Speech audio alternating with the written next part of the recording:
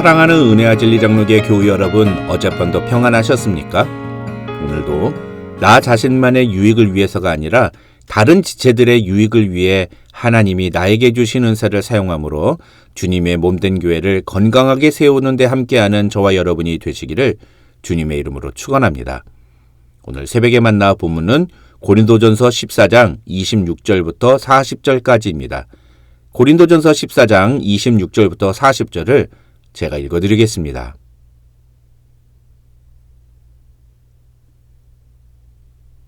그런즉 형제들아 어찌할까?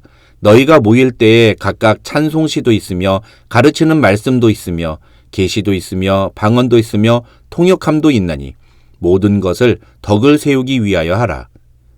만일 누가 방언으로 말하거든 두 사람이나 많아야 세 사람이 차례를 따라하고 한 사람이 통역할 것이요. 만일 통역하는 자가 없으면 교회에서는 잠잠하고 자기와 하나님께 말할 것이요. 예언하는 자는 둘이나 셋이나 말하고 다른 이들은 분별할 것이요. 만일 곁에 앉아있는 다른 이에게 계시가 있으면 먼저 하던 자는 잠잠할지니라. 너희는 다 모든 사람으로 배우게 하고 모든 사람으로 권면을 받게 하기 위하여 하나씩 예언할 수 있느니라. 예언하는 자들의 영은 예언하는 자들에게 제재를 받나니 하나님은 무질서의 하나님이 아니시오 오직 화평의 하나님이시니라. 모든 성도가 교회에서 함과 같이 여자는 교회에서 잠잠하라. 그들에게는 말하는 것을 허락함이 없나니 율법에 이른 것 같이 오직 복종할 것이요. 만일 무엇을 배우려거든 집에서 자기 남편에게 물을지니 여자가 교회에서 말하는 것은 부끄러운 것이라. 하나님의 말씀이 너희로부터 난 것이냐 또는 너희에게만 임한 것이냐. 만일 누구든지 자기를 선지자나 혹은 신령한 자로 생각하거든 내가 너희에게 편지하는 이 글이 주의 명령인 줄을 알라. 만일 누구든지 알지 못하면 그는 알지 못한 자니라. 그런즉 내 형제들아 예언하기를 사모하며 방언 말하기를 금하지 말라. 모든 것을 품위 있게 하고 질서 있게 하라. 이제까지 바울은 은사에 대해서 이야기하면서 성령께로부터 받은 모든 은사들을 사용할 때 사랑에서부터 출발하라고 권면했습니다. 그러면서 그 모든 은사들 중에 교회와 다른 사람들에게 더욱 유익이 되는 은사인 예언의 은사를 사모하라고 권면했습니다. 예언의 은사는 교회의 덕을 세우는 은사이기 때문입니다. 그러면서 1만 마디 말로 방언 기도를 하는 것보다 남을 가르치기 위해 깨달은 마음으로 5마디 말을 하는 것이 더 낫다고 표현하기도 했습니다. 오늘 본문에서 바울이 말하는 내용은 예배 시간에 은사를 어떻게 사용해야 하는가에 대한 것입니다. 그리고 그 내용의 결론은 26절과 40절이라고 할 수 있습니다. 이 두 구절을 요약해서 정리하면 바울은 오늘 본문에서 은사를 품위 있게 그리고 질서 있게 사용함으로 덕을 세우는 예배를 드리라고 말합니다.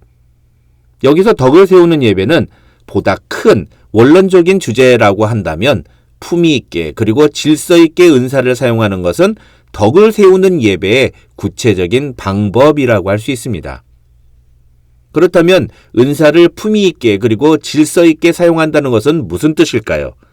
먼저 품위 있게라는 말은 헬라어로 유스케모노스라는 단어로 적당하게 또는 예의 있게라는 뜻을 갖고 있습니다. 또 질서 있게라는 말은 탁시스라는 단어인데 이것은 순서대로 또는 사려 깊게라는 의미입니다. 그런데 이런 단어의 의미만 가지고는 품위 있게 그리고 질서 있게 은사를 사용하는 것이 무슨 의미인지를 정확하게 이해하기가 쉽지 않습니다.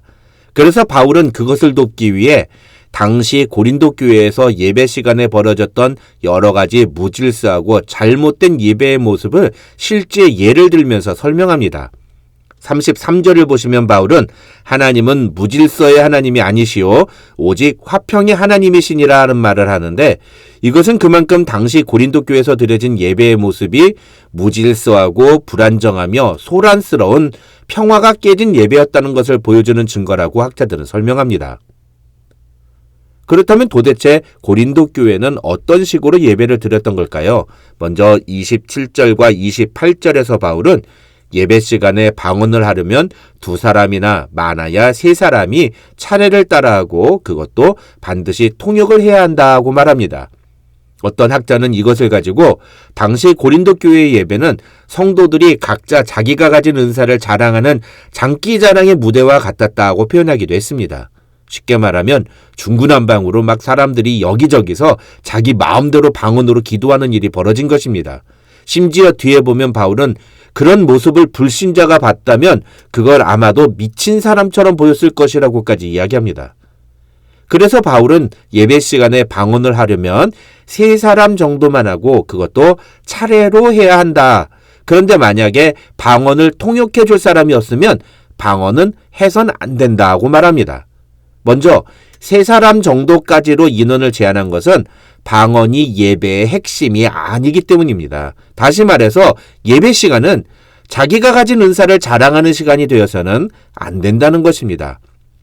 둘째로 그것을 차례로 하라는 것은 바로 질서 있는 예배의 모습을 강조한 것이고, 마지막으로 통역이 없으면 방언을 하지 말라고 한 것은 예배에 참석한 다른 사람들이 그 방언의 의미를 이해하지 못하면 그 방언은 결국 자기만 좋은 것이 되고 다른 사람들에게는 아무 소용이 없는 것이 되기 때문에 결국 그 방언은 예배를 방해하는 시끄러운 소리밖에 되지 않는다는 뜻입니다.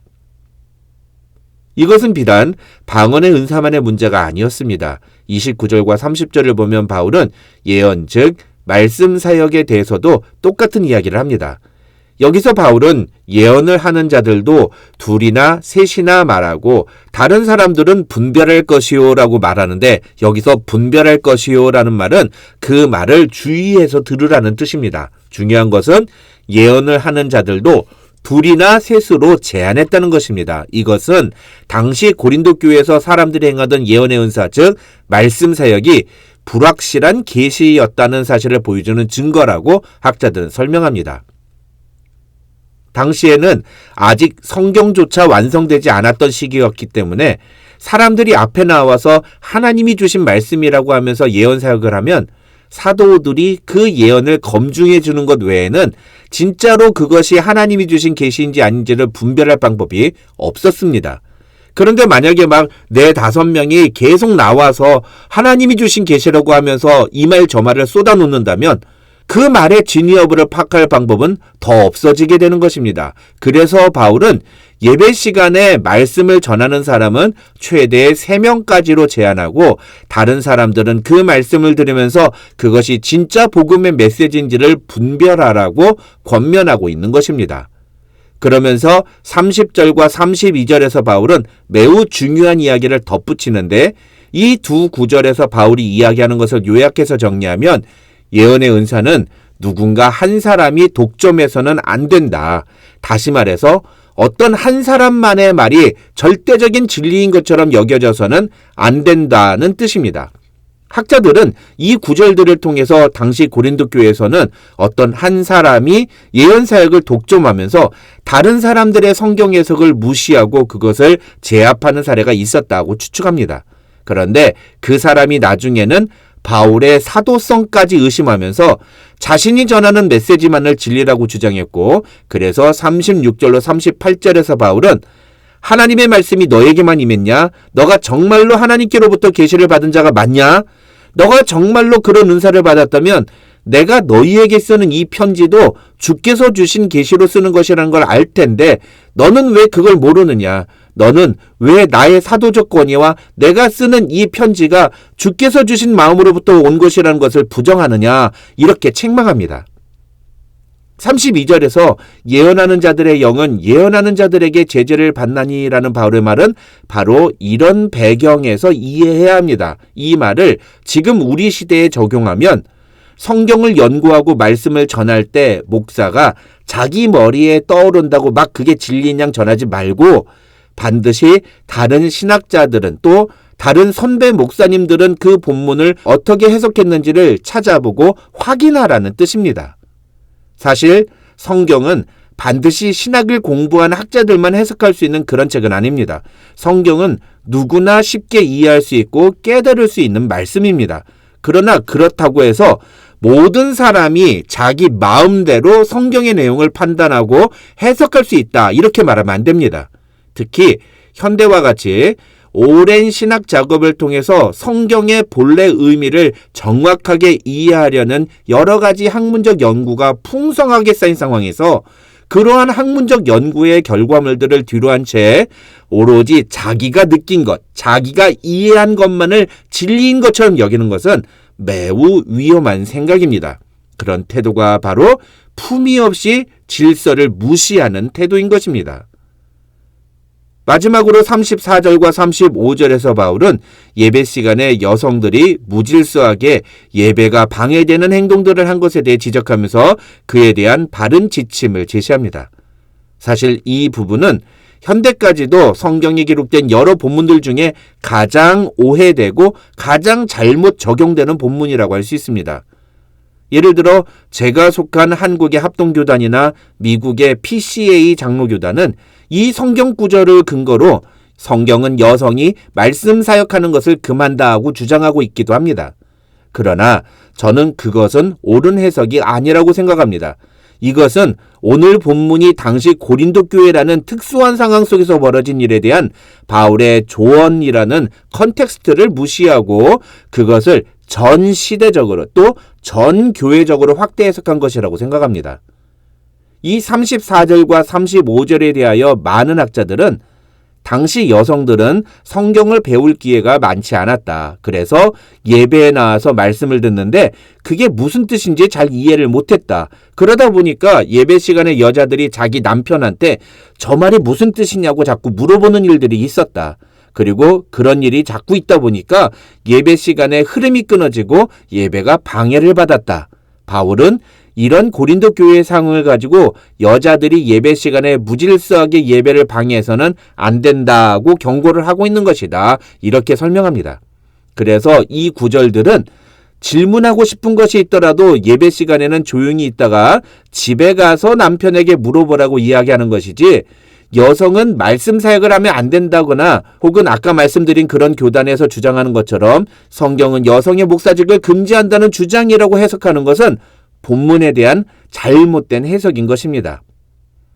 결과적으로 오늘 본문에서 바울은 성령의 역사하심이라는 미명 아래 무질서하고 교만하게 그리고 개인의 만족만을 추구함으로 공동체성이 파괴된 고린도 교회의 예배를 통해서 바른 은사의 사용이란 어떤 모습인지를 우리에게 보여주고 있습니다. 바울은 이 모든 문제를 모든 것을 품위 있게 그리고 질서 있게 하라는 권면으로 정리합니다. 하나님이 우리에게 주신 은사는 교회의 덕을 세우기 위해 사용해야 합니다. 그래서 우리의 마음에는 반드시 사랑이 있어야 합니다. 그 사랑의 마음을 가지고 우리는 성령께서 우리에게 주신 은사를 올바로 사용해야 합니다. 저와 여러분 모두 그런 자세를 통해서 우리 은혜와 진리 장로교회를 건강한 교회로 세워가는 성도들이 되시기를 주님의 이름으로 축원합니다.